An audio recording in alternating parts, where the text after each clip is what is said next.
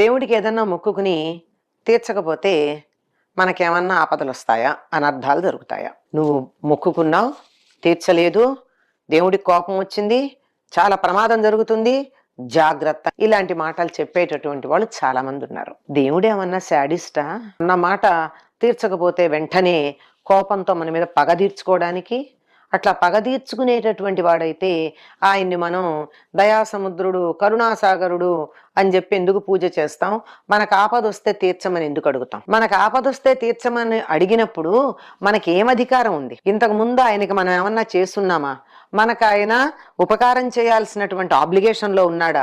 ఏమీ లేడే. అయినా మనం ఆయన్ని తలుచుకున్నాం, ఆయనకి నమస్కారం చేసుకున్నాం, నన్ను ఆపద నుంచి గట్టెక్కించమని ప్రార్థన చేశాం, ఆయన ఆపద నుంచి గట్టెక్కిచ్చాడు అంటే కఠినాత్ముడు కాదు, పైశాచిక మనస్తత్వం ఉన్నవాడు కాదు, పీడించే గుణం ఉన్నవాడు కాదు అని అర్థమవుతోందా?